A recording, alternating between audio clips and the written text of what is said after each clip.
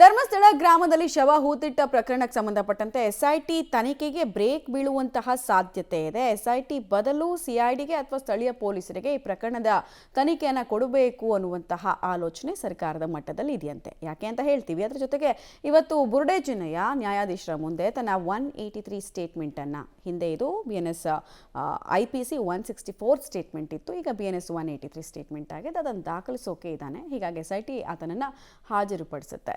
So ಈ ಬುರುಡೆ ಕೇಸ್ಗೆ ಸಂಬಂಧಪಟ್ಟಂತೆ ಏನೆಲ್ಲ ಬೆಳವಣಿಗೆ ಆಗ್ತಿದೆ ಅನ್ನೋದರ ಇನ್ ಡೀಟೇಲ್ ವರದಿ ಇದೆ, ನೋಡ್ಕೊಂಡು ಬರೋಣ. ಧರ್ಮಸ್ಥಳದಲ್ಲಿ ಬುರುಡೆ ಪ್ರಕರಣಕ್ಕೆ ರೋಚಕ ತಿರುವು. ಇವತ್ತು ನ್ಯಾಯಾಧೀಶರ ಮುಂದೆ ಚಿನ್ನಯ್ಯ ಹಾಜರು. ಧರ್ಮಸ್ಥಳ ಕೇಸ್ ಎಸ್ಐಟಿ ಬದಲು ಸಿಐಡಿ ತನಿಖೆ ನಡೆಸುತ್ತಾ? ಧರ್ಮಸ್ಥಳದ ಬುರುಡೆ ಗ್ಯಾಂಗ್ನ ಎಸ್ಐಟಿ ಇನ್ವೆಸ್ಟಿಗೇಷನ್ ಸಾವಧಾನವಾಗಿ ಸಾಗಿದೆ. ಪಿನ್ ಟು ಪಿನ್ ಡೀಟೇಲ್ಗಳನ್ನು ಕಲೆ ಹಾಕ್ತಾ ಇರುವ ಪೊಲೀಸರು ಬುರುಡೆ ಚಿನ್ನಯ್ಯನನ್ನ ಮತ್ತೆ ಕೋರ್ಟ್ಗೆ ಇವತ್ತು ಹಾಜರುಪಡಿಸಲಿದ್ದಾರೆ. ಹೆಚ್ಚುವರಿ ಹೇಳಿಕೆಯನ್ನ ನ್ಯಾಯಾಧೀಶರ ಮುಂದೆ ದಾಖಲಿಸುವ ಕಾರ್ಯ ಇವತ್ತು ನಡೆಯುತ್ತೆ. ಶಿವಮೊಗ್ಗ ಜೈಲಿನಲ್ಲಿರುವಂತಹ ಚಿನ್ನಯ್ಯನನ್ನ ಈಗಾಗಲೇ ಒಂದು ಬಾರಿ ನ್ಯಾಯಾಧೀಶರ ಮುಂದೆ ಹೇಳಿಕೆ ದಾಖಲಿಸಲು ಕರೆತಂದಿದ್ರು. ಇವತ್ತು ಹೇಳಿಕೆ ದಾಖಲಿಸಲು ನ್ಯಾಯಾಧೀಶರ ಅನುಮತಿಯನ್ನ ಕೊಟ್ಟಿದ್ರು. ಹೀಗಾಗಿ ಮತ್ತೆ ಶಿವಮೊಗ್ಗ ಜೈಲಿನಿಂದ ಚಿನ್ನಯ್ಯನನ್ನ ಕರೆತಂದು ಬೆಳ್ತಂಗಡಿ ಕೋರ್ಟ್ಗೆ ಹಾಜರುಪಡಿಸಲಿದ್ದಾರೆ. ಇನ್ನು ಬುರುಡೆ ಪ್ರಕರಣಕ್ಕೆ ರೋಚಕ ಟ್ವಿಸ್ಟ್ ಸಿಕ್ಕಿದ್ದು ಬಂಗ್ಲೆಗುಡ್ಡ ತಲೆಬುರುಡೆ ಮೂಳೆಗಳ ಪತ್ತೆ ಕೇಸ್ ಎಸ್ಐಟಿ ತನಿಖೆ ಬದಲು ಸಿಐಡಿ ತನಿಖೆಗೆ ಹಸ್ತಾಂತರಿಸಲು ಸರ್ಕಾರ ಪ್ಲಾನ್ ಮಾಡಿದೆ ಅನ್ನೋದು ಗೊತ್ತಾಗ್ತಿದೆ. ಇದೇ ಗುರುವಾರ ರಾಜ್ಯ ಸರ್ಕಾರದಿಂದ ಅಂತಿಮ ನಿರ್ಧಾರ ಹೊರಬೀಳುವ ಸಾಧ್ಯತೆ ಇದೆ.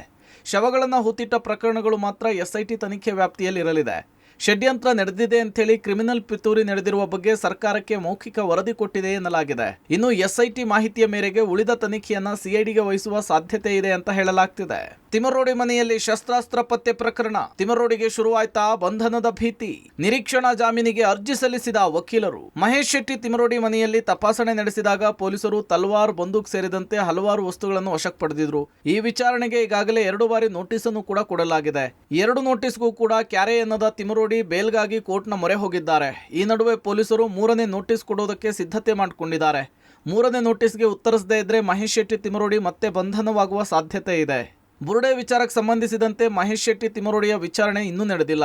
ಬುರುಡೆ ಗ್ಯಾಂಗ್ನಲ್ಲಿ ತಾನಿಲ್ಲ ಅಂಥೇಳಿ ಬಿಂಬಿಸಲು ಹೊರಟಿರುವ ಮಹೇಶ್ ಶೆಟ್ಟಿ ತಿಮರೋಡಿ ಈಗಾಗಲೇ ಸಾಲು ವಿಡಿಯೋಗಳನ್ನು ಹರಿಬಿಟ್ಟಿದ್ದಾರೆ.